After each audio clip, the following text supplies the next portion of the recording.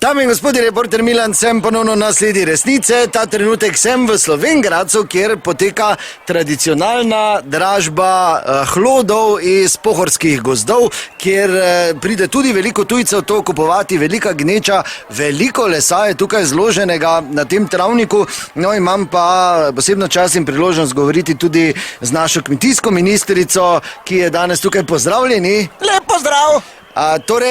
Dajte povedati, ta dražba, kaj to pomeni za gozdno gospodarstvo in kmetijsko ministrstvo nasploh? Ja, gledajte, jaz pozdravljam take stvari. Letos recimo je 2-krat več lesa kot v prejšnjih letih, kar je tu dobro. Je pa tak, da lastniki teh gozdov, če skrbijo za svoje gozdove, lahko tudi lepe denarce zaslužijo in prav je tako, ja. Morda bi kdo rekel, da je težava, da pač ta les kupijo tujci, ki potem s tem naredijo še več denarja, ne? Kot je recimo nasplošno problem, da večino lesa kupijo tujci, mi pa potem od njih denimo kupujemo pohištvo. Ja, gledajte, to je res, ampak vsem dolžnim spoštovanjem mi dva, gospod, tu ne bomo zdaj nič rešila. Moj predlog je, da se malo sprehodite, uživajte v tem lepem vremenu, poglejte si kakih hlod, jaz pa bom se potrudila, koliko bom le lahko, da bom v bodoče mogoče kaj spremenila. Dobro, hvala lepa, zdaj sem tu pri enem res gromozanskem hlodu, ki je dosegel pravzaprav najvišjo ceno na današnji dražbi. To je javor, nekaj manj kot 30.000 evrov je za njega odšteval en gospod. Lastnik pa prihaja iz Štajerske, no in morda je kdo od teh dveh gospodov, ki tukaj stojita zraven, lastnik bom kar vprašal. Dober dan, reporter Milan, se opravičujem, lahko malo zmotim? Ja, dober dan. Dober dan, ste tu na dražbi, prodajate? Ne, gledat smo malo prišla z Jožem. A ni ta hlod vaš tu, ki je... Ne, Slavko. Aha, pozdravljeni, ja? Ja.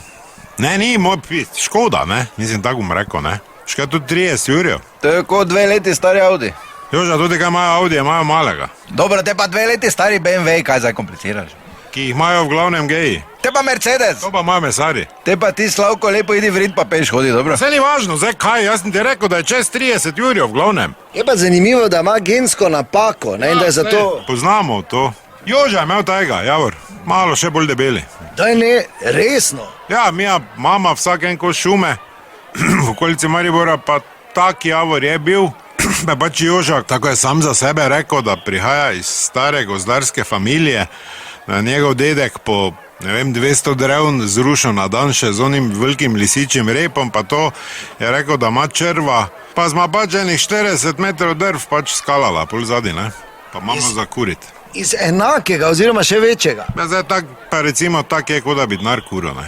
Dobre, Slavko, gledaj ti veš, jaz nisem zdaj v neke šole, to te hodil samo čez gledalo, kot da je bolano. Ja, dobro, vse je bilo tvoje, jaz sigurno ne bi, ne. Jaz ga še sploh podr ne bi, ne. Ti pa si rekel, tu nekaj to je tudi Javorjev črv, not. Jaz ga najdo nisem, niti na internetu, jaz samega črva nisem bil. Škak je les bil zdrav? Kaj si ti, tekla z njega. Tudi odlar, kaj kupo to za 30 jurjev bi 50 dal, pa še apcigo bi se ga zron, od sreče. Ja, to pa, bom rekel, je bila res napaka, ne? 50, to je kot novi Audi. Dobro, daj nehaj ti, razumeš? Nehaj ti.